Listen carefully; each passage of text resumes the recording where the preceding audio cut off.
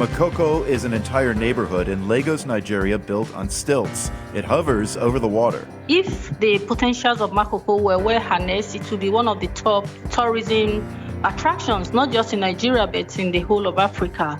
That potential has not been harnessed. Now residents are being evicted. I'm Marco Werman. And I'm Carolyn Beeler. Also on the show, President Trump has been touting a new board of peace to build a stable future for Gaza. Experts are not so sure. Let's check back 6 weeks from now and see if it's done anything useful on peace in the Middle East. Plus, how wounded Russian soldiers see their country's war. These guys have no illusions about the war and what's happening on the front lines. They told me directly, our television is lying to us. Those stories and more are ahead on The World. This is The World. I'm Carolyn Beeler. And I'm Marco Werman. Thank you for being here today.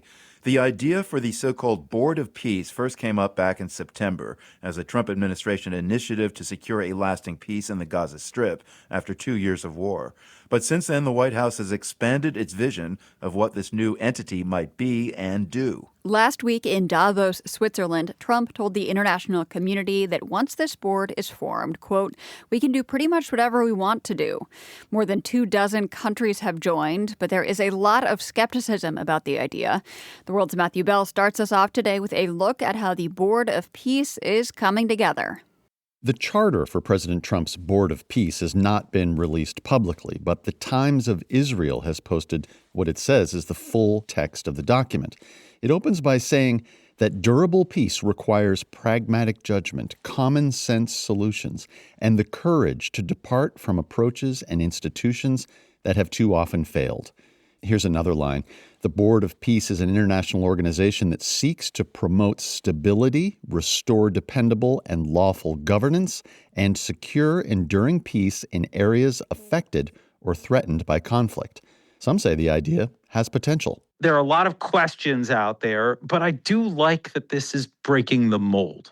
Jonathan Schanzer is the executive director of the Foundation for Defense of Democracies. He spoke with me from Washington. I do like that you've got folks at the UN nervous right now. This is the first time that a president has not only challenged the UN in terms of cutting budget, cutting personnel, which the Trump administration did just a few weeks ago, but now actually offering a possible alternative platform.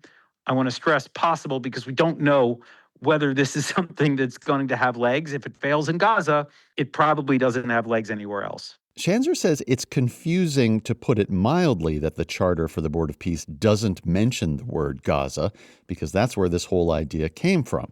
On top of that, Schanzer says there are other questions. I am concerned about the inclusion of Qatar and Turkey in this Board of Peace. These are two patrons of Hamas. Both countries are known to be providing not just headquarters, but also financing to Hamas, and they're on the Board of Peace. And I think they could play a spoiler role if the Trump administration is not careful and if the board doesn't play its cards right. When Trump officially launched his Board of Peace last Thursday, the president repeated his claims about finally bringing peace to the Middle East. He said he's ended 8 wars around the world and that soon he will be stopping the one in Ukraine. Kori Schake leads the Foreign and Defense Policy team at the conservative American Enterprise Institute in Washington. She thinks that Trump's soaring rhetoric about his Board of Peace is unrealistic. President Trump talks a lot of grandiose nonsense. Let's check back 6 weeks from now and see if it's done anything useful on peace in the Middle East before we proclaim its global victory. Schake says it's true that the United Nations has failed, especially in parts of the Middle East, but this is also true. The reason that the United Nations is ineffective is that powerful states like the United States foist the problems we don't have a solution to and don't want to care about onto the United Nations agenda. Powerful states like the U.S., China, and Russia are on the UN Security Council, where they can use their veto power to stop any action they don't like. Max Boot at the Council on Foreign Relations says this creates high-level paralysis at the United Nations. And of course, that would not be a problem in the Board of Peace because essentially Donald Trump as chairman calls the shots and he can override what any members say. But that's exactly why I predict this will not be successful, because very few countries are going to seriously sign up for an organization that subordinates them to Donald Trump. Boot says the list of countries signing up to this entity is revealing. It includes many dictatorships alongside Trump-friendly democracies like Argentina and Israel. I mean, he's inviting Russia and Belarus to be members of the Board of Peace. Those are countries that are committing aggression as we speak against Ukraine. So it's kind of a joke, given the membership of the so-called Board of Peace, to imagine that they will actually bring any peace in the world. Those steering clear of the project include the European Union, France, Germany, Ukraine, and the United Kingdom. Here's British Foreign Secretary Yvette Cooper speaking with Channel 4 Television last Thursday as Trump was hosting his signing ceremony in Davos for the Board of Peace. We won't be one of the signatories today. This is a legal treaty which raises constitutional issues, and we do have serious concerns about President Putin, who has shown no interest in peace, and we need him to show a commitment to peace in Ukraine. The price tag for permanent membership on the Board of Peace is $1 billion. The charter names Donald Trump as chairman of the board with final say over decision-making. And apparently Trump will retain that position even after he leaves the White House.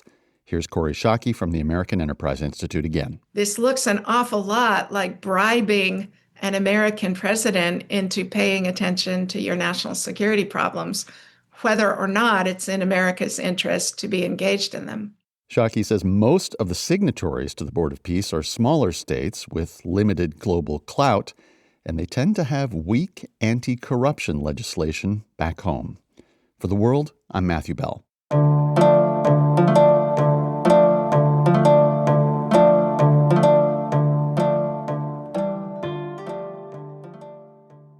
Today in Lagos, Nigeria's largest city and commercial hub, police reportedly fired tear gas and live rounds at protesters gathered at the local state house. The demonstration was organized by residents of Makoko, a huge informal settlement of about 300,000 residents. Remarkably, Makoko is made up of houses on stilts that extend deep into the Lagos Lagoon. Now the residents face eviction after the government said there were sanitation and safety concerns. Betty Oba is founder of the Lagos-based nonprofit See Hope, which has helped displaced residents. She's among the local voices condemning the government's eviction tactics. It's unbelievable the way they went about it. They started by setting the people's houses on fire. To understand more, I spoke with Nimo Basse, a Nigerian environmental activist and architect based in Benin City. Makoko was like the Nigerian version of Venice, with buildings floating over the water. The streets are waterways, and people move about in canoes. The schools were built above the water, the hospitals, the orphanages. It was really a beautiful place, beautiful and very lively, with a lot of very creative young people and activists in that territory. And the main occupation of the people, of course, was fishing. And they have a very beautiful fish market. So Makoko was a place of life. That's where I like to see it. And why was Makoko built like this? What's kind of the short history? It was a direct response to climate change, I would say, because when there's a high tide or low tide, the people didn't have to bother about the water. They didn't have to bother about flooding or anything because they were living above the water. So I think it was a very adapted way of building in that kind of location. And it was a place for others to learn and not to destroy. At the same time, Nimu, I understand this is informal housing, which means it's not legal. Is that correct? Over 70% of the national economy is informal. So people don't need to have title deeds for land. Title deeds actually expose people to dispossession. And so traditionally, culturally, people don't have title deeds for their lands because some of the places are owned by communities, not by individuals. But in Makoko, I would say, first of all, is an unserved, not even underserved, unserved community. Rather than providing sanitation, providing electricity, providing other basic necessities, government just looked at the place and working with speculators, desired for it and grabbed it. The government of Lagos saw Makoko as something to address, and they moved to tear down parts of the settlement last month. What do you know about how that action actually happened? The attempts to evict the people of Makoko has been on for years. But late last year, in December 2025, they were told that buildings under the power line had to go. And that is legitimate because nobody should really build under high tension electricity cables. They are not safe. And so government made this declaration and the people said, okay, everything within the 100 feet of the power lines can be demolished. The people agreed to this. But then government said they have to extend this. And the people still agreed to that. And then the third estimate we had was that they have to bring down every structure within 100 meters, which is about 100 yards from those high tension power cables. But when the demolitions began, they've gone beyond that. They've gone up to 300 meters. They just want to clear everything on the waterfront. Aren't sanitation and keeping people safe from a high voltage power line, aren't those legitimate concerns? I think the most legitimate concern is keeping people away from the power lines. But there's a law for this, and the law demands that nobody erect structures within 30 meters. But now they've cleared up to 10 times that distance, which is completely illegal. Nemo, I visited Makoko some 15 years ago, and from recent photos I've seen, it's only gotten bigger. I would not have estimated the population back then to be 300,000. What is the situation with housing in Lagos right now generally? Is access to affordable housing a big issue? Housing in Lagos is a big issue, but then you have a lot of high-end residential buildings that are not occupied by people because the rent is too high. People can't afford to pay for it. But then the poorer people in the city have to make do with whatever accommodation they can find. So, Nemo, of the 300,000 some odd residents of Makoko, how many are now without housing? From estimates I've seen, at least 1/3 of that population would be without housing. Oh, that's stunning. The government has also said people are being relocated to more formal housing, but with an estimated 300,000 residents in Makoko, what do we know about where and how they're being relocated? I don't have that information. All the people I've spoken to are people who have been left to fight for survival, who have to find ways of finding either friends or relatives or whoever can, however they can find a roof over their head. You spoke earlier about land speculators working perhaps with the blessing of the Lagos government. What is the future of the entire Makoko neighborhood? Is it the intent of the government to eventually tear it all down?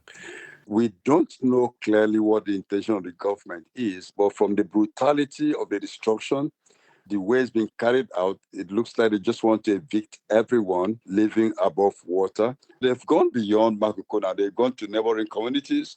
While the demolition was going on, there's been models of what the government, private developers want to put up in Makoko. And this is a place with expensive real estate, including, high-end residential buildings, hotels, recreational facilities, swimming pools, and theaters. This simply means that people have been displaced. And so we're having this development that whatever is coming, without discussion with the people, without consultation with the people, just to meet the fancy needs of the rich and the powerful. So finally, Nemo, as I said earlier, there were protests today by Makoko residents, but reports say the demonstrators were violently suppressed by police. Is there anything else residents are doing to try and save their homes, or at least get guarantees of new housing? The interesting thing is that the people of Makoko have been very peaceful. Today's peaceful protest, the government was notified, the police were notified, and it was a peaceful protest. And at least one person was shot and a number of people detained by the police. And it's really very disturbing because Nigerians have a right to protest. The people have also, the court cases and court rulings that stops the government from demolishing Makoko. And so this has breached the law and human rights on many fronts. And I'm sure the peaceful people of Makoko will continue to look for ways to negotiate and discuss with government. And we can only hope that government would come down from its high horse and sit down to talk with the people. Nemo Bosse is an environmental activist and architect. He joined us today from Benin City, Nigeria.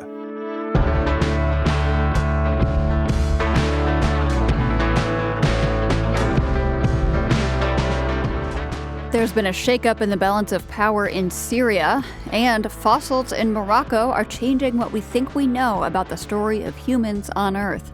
Those stories are just ahead. You are listening to The World.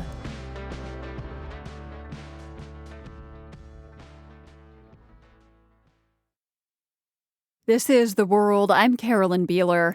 Humanitarian aid has started to reach the city of Kobani in northeastern Syria. The city had been under siege as the Syrian army and Kurdish-led forces fought in the region.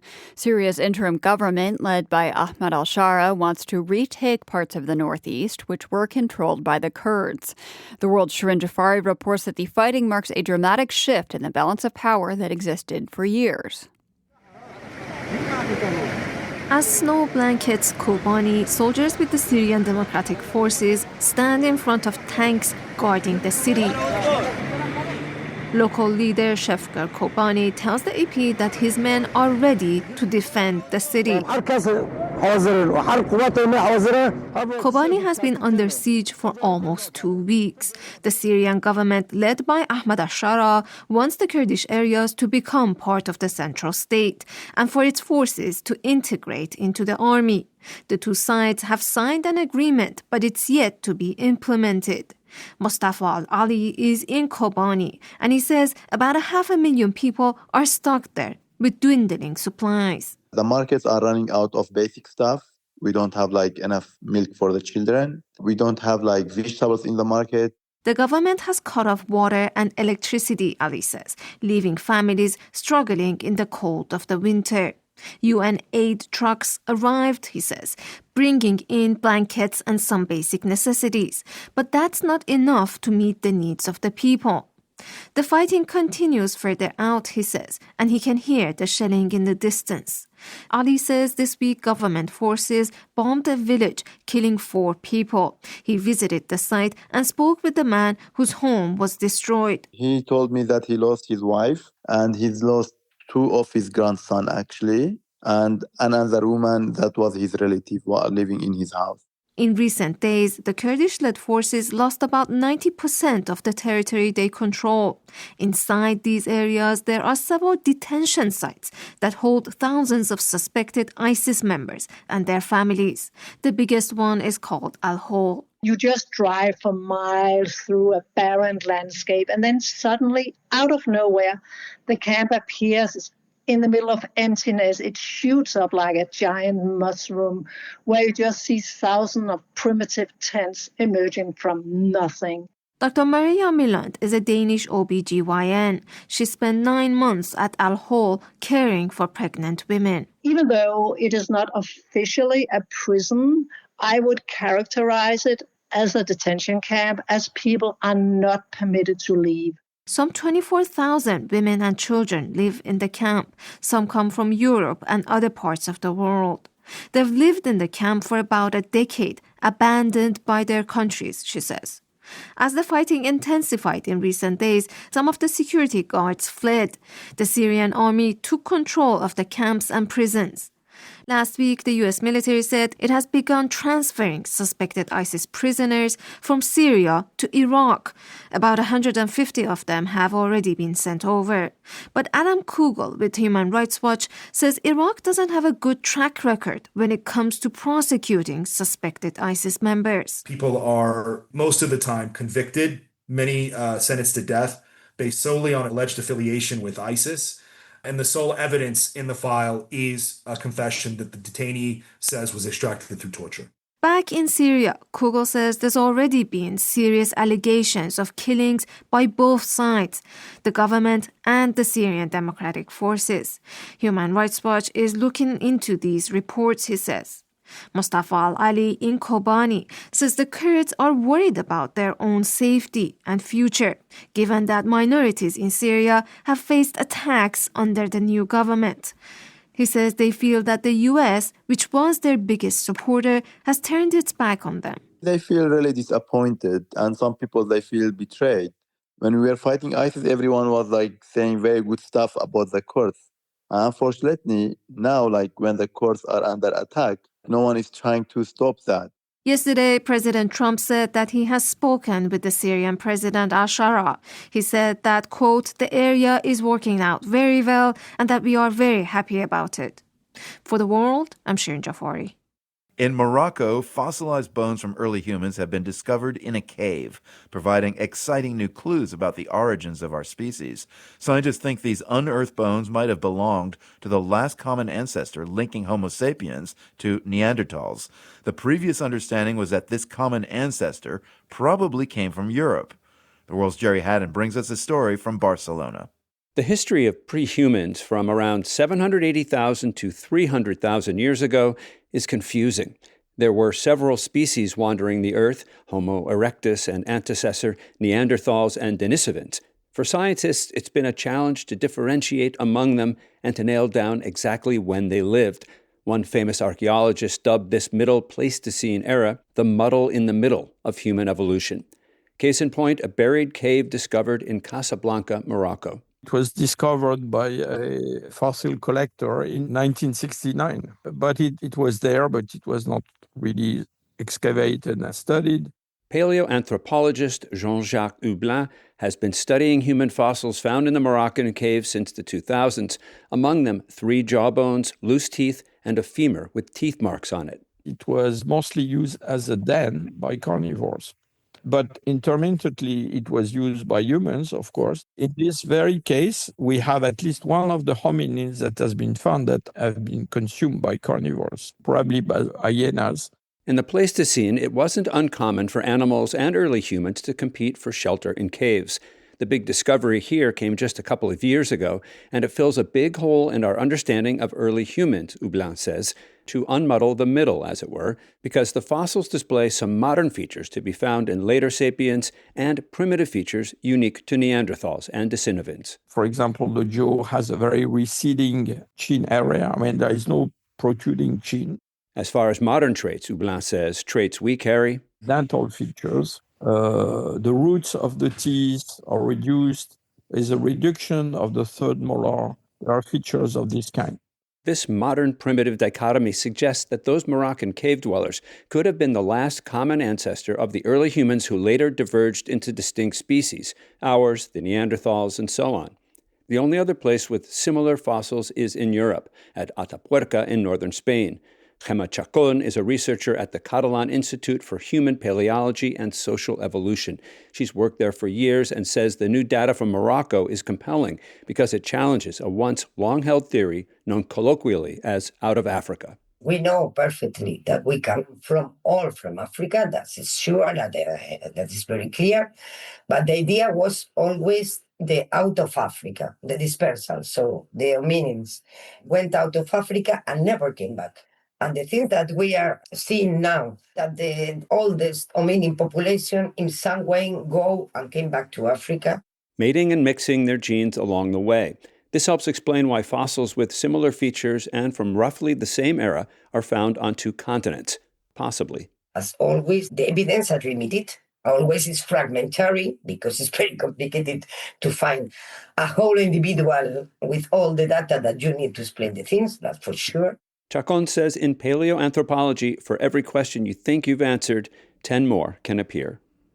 For The World, I'm Jerry Haddon, Barcelona. Stick around for a deep dive into Russia's perspective on its war. You're with The World. This is The World. I'm Carolyn Beeler. And I'm Marco Werman. We have an update on a high-profile court case in Spain that we've been covering, the case against legendary singer Julio Iglesias, who'd been accused of sexual abuse and human trafficking. Spanish prosecutors shelved initial investigations against him late last week, saying the highest court there did not have jurisdiction. The Dominican women who brought the case to court had worked for the star in the Dominican Republic and in the Bahamas. They sought justice in Spain under something known as universal jurisdiction. That allows a citizen to be tried in their home country even when their alleged crime was committed elsewhere. Spain's highest court, though, ruled that Bahamian or Dominican courts must hear the case first. If they can't or won't, only then can charges be filed in Spain.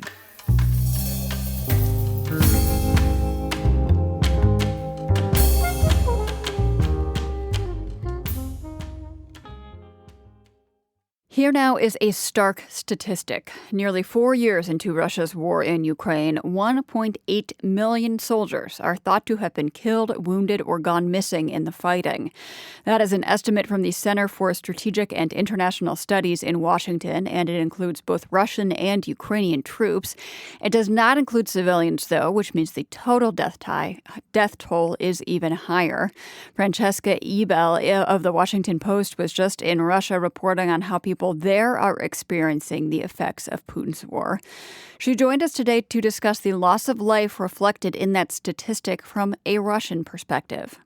Ukraine has fully experienced this across the country. And in Russia, it's a war that's being experienced largely in the border regions and, of course, within the families whose sons, husbands, brothers are fighting on the front lines. And that is actually a smaller percentage than you would think. There's this pro-Kremlin sociologist who estimates this is 20% of the population, and he refers to this as warring Russia. Not everyone in Russia is actually experiencing this as intensely as they are in Ukraine. So people who live in, say, Moscow or St. Petersburg, this might not feel like a day-to-day reality for them. No, exactly. And especially in the big cities like Moscow and St. Petersburg, that it is when you go there, it feels like the war is just so far away. They're not experiencing this on a daily basis. This, of course, has changed in especially the last year and a half, as there have been an increase in drone attacks and as the government has moved to do things such as shut down the internet for several hours at a time to try and, as they say, to try and prevent drone attacks. But of course, there are also knock-on effects, as this is an authoritarian regime that is trying to control the internet and its population.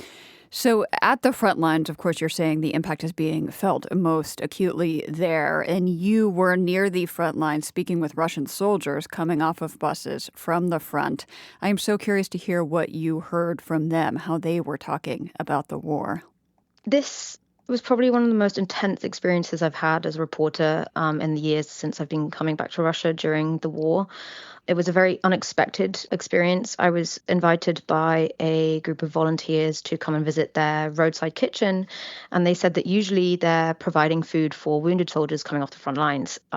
So I went down there, not expecting to see very much, and then an hour later, this bus rolls up, and about 30 soldiers kind of come out of this bus one by one, and most of them are missing feet, legs, hands. This all happened in about 15 minutes. They came off the bus, they kind of limped towards the kitchen, had their soup, and then got back on the bus. And I managed in that time to shoot video of them, shoot photographs, and talk to a few of them. And it was so, I think the thing that really got me was that it was so different from the conversations I'm having with ordinary Russians all the time. These guys have no illusions about the war and what's happening on the front lines. They told me directly, without hesitation, our television is lying to us. We're so happy that we've lost our legs because finally we can go home. Some of them had been wounded multiple times and been sent back to the front. And these guys are usually in their 20s. They have family back home. Some of them, I think most of them had joined up because they're getting a lot of money to do this, and it's their chance to make a living. They were just so direct about this that thank God they can go home now, and they've lost their leg, but it's a little price to pay, despite compared with what some of their fellow soldiers have paid for this. They get to go home alive. I think they told you. Exactly. I'm curious if you were able to ask them in the limited amount of time that you met them. Did they believe in the war that they were fighting? Did they think it was a good, just, or necessary war? Had they ever thought that? Largely, I think soldiers who are fighting on the front lines and have been in those trenches and in those fields and under drone attacks see the war for what it is. I think some people do definitely join up for, so they tell me, for patriotic reasons. And a few definitely still believe in those sort of patriotic, if not Russia's imperialist ambitions. But I think for the most part, when you talk to soldiers coming off the front lines or soldiers that have fled the front lines and fled Russia to avoid fighting, they see it for what it is, and they see the truth, and they see that this is a war that is absolutely senseless, and they're also not winning. So when the soldiers do go home after they've been injured, will they be well supported still by the state? Yes. So one of the main sort of strengths of the recruitment process in Russia is that soldiers and would-be soldiers are being offered huge sums of money to join up. And then if they are wounded in the fighting, it depends on the region, but for the most part, they are provided with massive financial benefits when they come home. And I talked to multiple soldiers who told me the same thing, that some had even said that their life had materially massively improved since they got injured and since they had come home as a veteran. It includes not just financial benefits and things like free tickets, free transport, free tickets to the theatre. It also, in some regions, includes free land, free housing, money to send their kids to university. Like this section of society is now, they've been given a massive social boost. Which is, as you said, a strong piece of their recruitment effort and the propaganda of the Kremlin, I would imagine. Yes, yeah, and it's very effective, and it's working. You mentioned that one soldier told you the war we see on TV is a lie. Can you compare what you're hearing from these soldiers to the official line coming from the Kremlin about the state of the war and the goals of the war?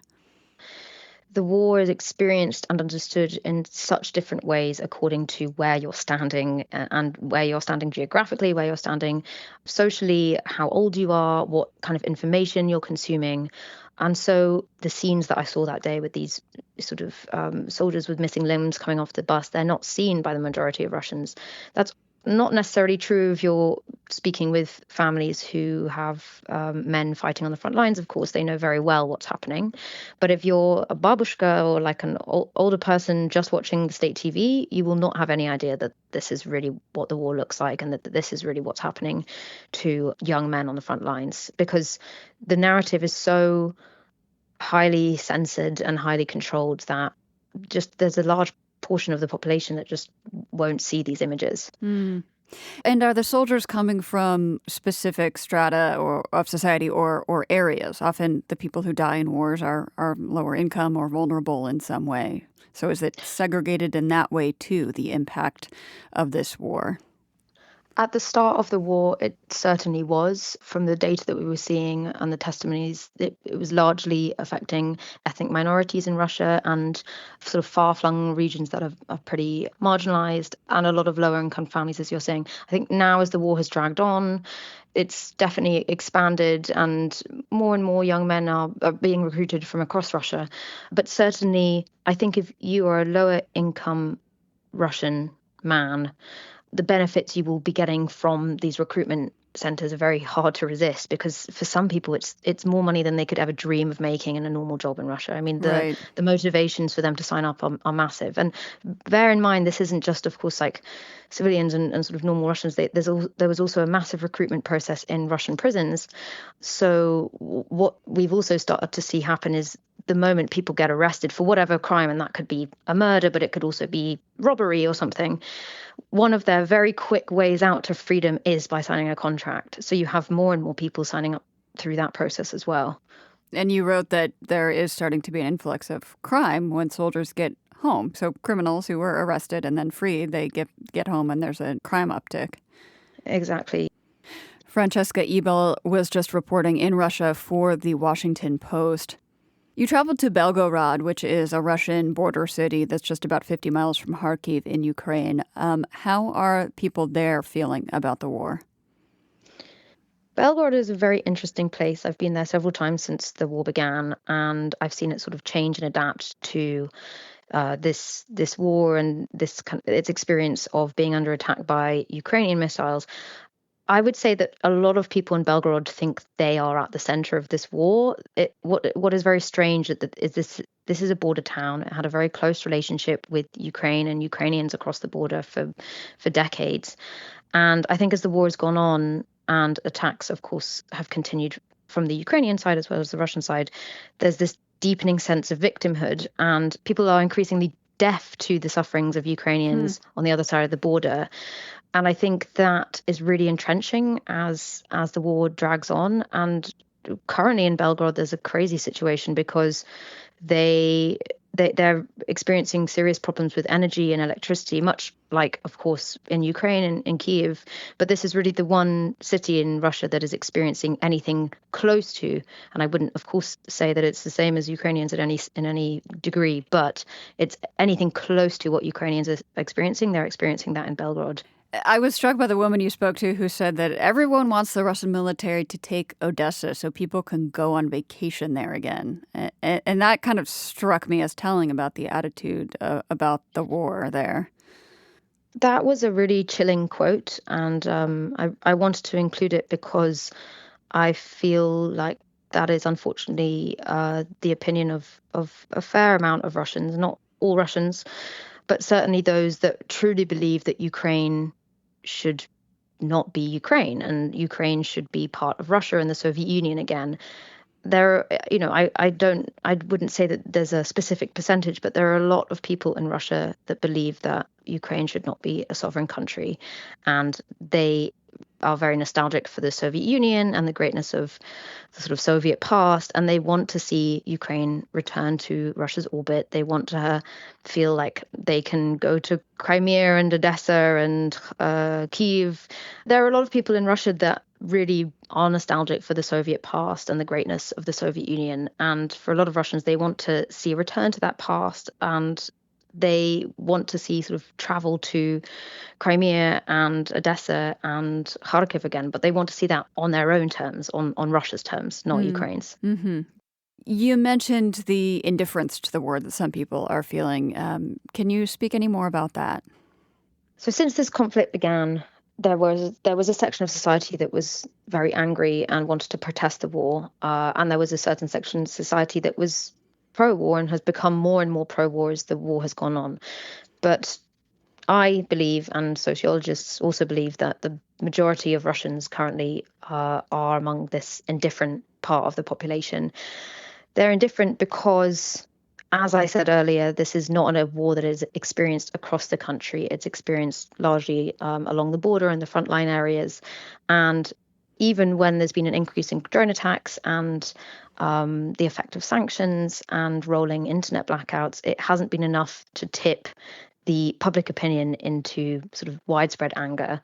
And Russians historically and currently are proving that they're quite good at adapting, and I think most people just feel if they keep their heads down, it's better that way. Don't complain, don't talk about politics, don't get involved, just keep your head down and keep going.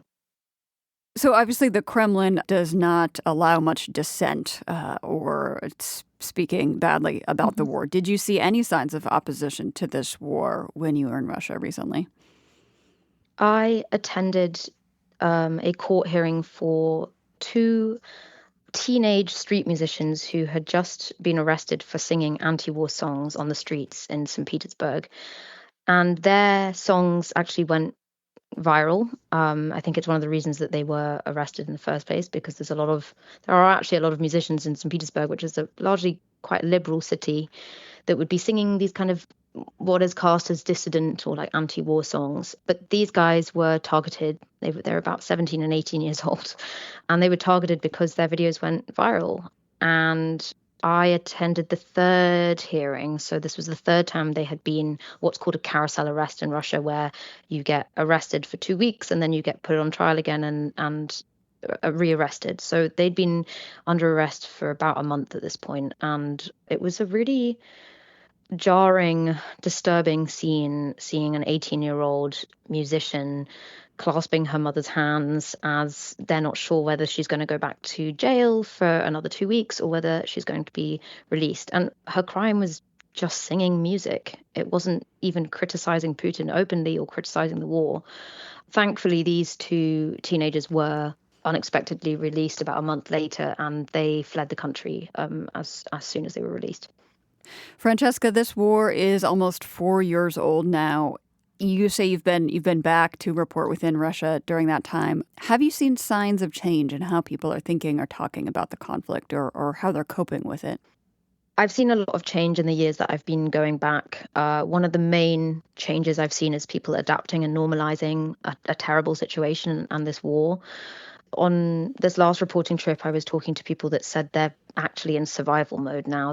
They've decided to completely go into themselves. It's not that they're indifferent to what's happening, but they have realized that the only thing that they can do right now, it's completely pointless speaking out. It's completely pointless trying to stop this war. The only thing they can do is survive until the moment that change is possible.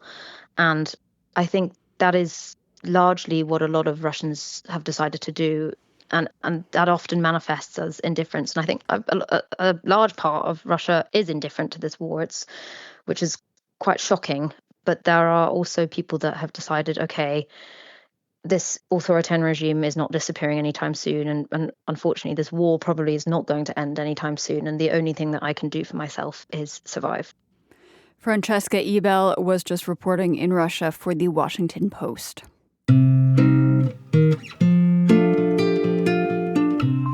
And now let's catch you up on a few things you might have missed.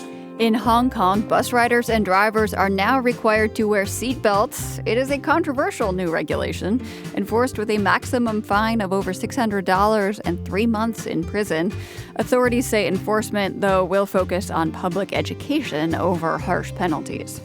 And what about the strap hangers? What are they to do? Anyway, moving right along, in Cuba, in a sign that people will collect pretty much anything, some wildlife poachers are now going after isopods, also known as pillbugs or roly-polies. Rare species of isopods are taken from protected areas and sold to collectors for hundreds of dollars. Many kinds of roly-polies are endangered, and the trade could drive them to extinction. In China, the Lunar New Year in February will mark the start of the Year of the Horse. To get ready, one toy company manufactured a batch of stuffed horses that were supposed to have big, happy smiles. But an error at the factory flipped the grin into a pouty frown. Clearly, those poor horses have been reading the news. And that is a few things you might have missed. You're listening to The World.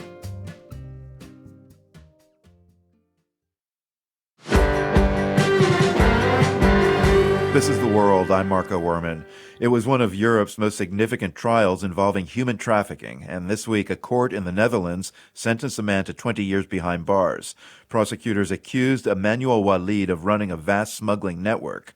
He was extradited from Ethiopia in 2022. The charges included hostage-taking, extortion, and sexual violence against migrants held in Libyan detention camps. Reporter Andrew Connolly was in the courtroom when the verdict came down. Hugs and relief at the Zwolle District Court as lawyers celebrate the jailing of one of the world's most notorious human smugglers. I do not have the words to describe, but it's like a huge accomplishment for our whole team. I'm really proud of everything we accomplished, and it's the first one, so hopefully more will follow. It was 2018 when public prosecutor Petra Hoekstra first heard that Eritreans living in the Netherlands were being extorted by smugglers holding their family members to ransom in Libya. Every year, thousands of people flee Eritrea, one of Africa's most repressive dictatorships, to seek asylum in Europe, often boarding boats from the coast of Libya. Even though the victims are not Dutch, they're Eritrean, but they live in the Netherlands, so that was our first obligation towards them. We don't want people from Eritrea in the Netherlands being extorted, even if the phone calls were made from Libya. The smuggling network was run by 42-year-old Eritrean national Tewelde Goitom, also known as Walid.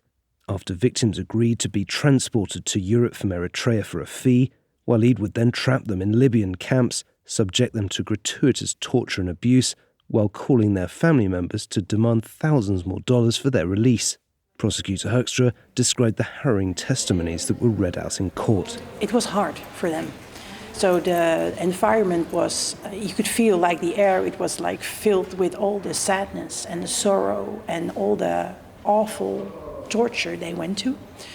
And some of the victims were even not able to finish their statement because sometimes they collapsed and just could not talk anymore because it was too hard for them.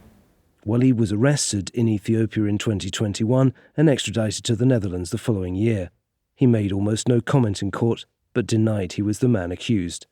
In the end, his victims prevailed, and on Tuesday, he was sentenced to 20 years for people smuggling and extortion. Outside the courtroom, a small group of Eritrean men and women pass around the traditional spongy injera flatbread. Thank you. That's good. I am really happy about that decision. We are waiting for the last 3 years almost. Thousands of people, Eritrean people, are suffering under him and tortured and killing also. So about this decision, what we have by judge is very happy. Tedesse Teklebirhan saw the abuses committed by Walid's network firsthand when he was transiting through Libya. Now living in the Netherlands, he's campaigned closely with some of Walid's numerous victims, most of whom remain afraid to speak publicly. The trial was live-streamed and translated into Tigrinya, so Eritreans across the world were able to follow proceedings. This trial also sends a message to the criminals wherever the world, whether in Libya or some other countries. They see the law, they're watching, everybody can watch. And this is a very important message to the criminals, militias or the Eritrean regimes. Victims who suffered abuse at the hands of Walid still gave evidence even as he tried to intimidate them by calling them from behind bars, said Brechtje Vossenberg, a lawyer representing the victims. The bravery that it takes, knowing that even from a Dutch prison, there are still attempts being made to influence this, it has a chilling effect. Vossenberg thinks that this landmark verdict could open up the possibility of further investigation of crimes committed against migrants in Libya. Last month, one of Walid's associates was extradited to the Netherlands from the United Arab Emirates. And in July, a Libyan prison commander accused of war crimes was arrested in Germany on a warrant issued by the International Criminal Court. Because this case in and of itself is just incredibly complex and difficult to bring to trial to begin with. And the prosecutor's office made very strategic decisions about what they felt they could successfully bring to court, and that is this case. Some commentators argue that charges of crimes against humanity should have been brought, which would have called attention to the widespread and systemic nature of suffering inflicted on migrants in Libya and the involvement of countless other perpetrators. But if nothing else, Vossenberg suggests it might at least open people's eyes to the reality of migration. I hope it creates an understanding and an empathy with the ordeals that people have to go through to try to find safety away from their home. For The World, I'm Andrew Connolly in Zwolle, the Netherlands.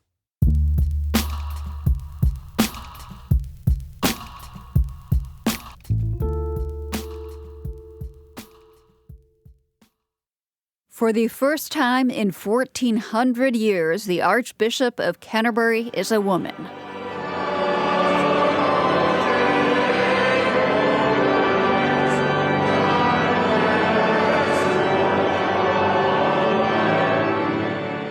"63-year-old Sarah Mullally became the spiritual leader of millions of Anglicans around the world during a ceremony today at St. Paul's Cathedral in London. The former nurse was most recently Bishop of London. I, Sarah Elizabeth Mullally, Bishop of London, elected Archbishop of Canterbury, do swear that I will be faithful and bear true allegiance to His Majesty King Charles III, his heirs and successors, according to law. So help me God." This was both a legal and a religious ceremony, so there were judges in wigs and bishops in clerical vestments at today's event. In a written statement, Mullally said, "These are times of division and uncertainty for our fractured world, and I pledge myself to this ministry of hospitality." Today's proceedings were briefly interrupted when an older man in a clerical collar heckled the new archbishop as one of the judges was reading. "And that no person has appeared in opposition to the confirmation." The man was soon escorted out of the church. He's reportedly a retired priest who opposes the ordination of women. In an interview coinciding with her confirmation, Mullally said she had experienced misogyny in her secular and religious roles. She went on to say that she intends to bring those matters into the open as the new Archbishop of Canterbury. Mullally's predecessor, Justin Welby, announced his resignation as Archbishop back in 2024. Welby was criticized for his failure to notify police of physical and sexual abuse within the church. That is another issue Mullally says she will also be taking seriously. Here she is speaking with the BBC. I said on the day of my announcement that all of us should be open to having the light shone on what we do. And coming in as the Archbishop of Canterbury, I recognise, rightly so, that there is greater scrutiny on me and the actions that I have undertaken. And I will reiterate my commitment to safeguarding, particularly to listening to the victims and survivors of abuse.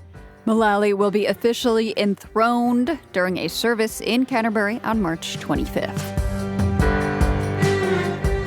The World is produced by GBH and PRX, broadcasting weekdays from the Nan and Bill Harris studio in Boston and from the Department of Communication at UC San Diego. I'm Marco Werman. And I'm Carolyn Beeler. Join us back here again tomorrow. The World is supported by the Carnegie Corporation of New York, working to reduce political polarization through philanthropic support for education, democracy, and peace. More information at carnegie.org. By the Lumina Foundation, committed to a fair, universal system for learning beyond high school that offers every American the chance for a better life. LuminaFoundation.org. By the PRX Ambassador Council, whose members include Judy Piggott, the Gruber Family Foundation, the Schmidt Family Foundation, and Gavin Salmonese, LLC. The World's theme music is composed by Ned Porter. The World is a co-production of GBH Boston and PRX.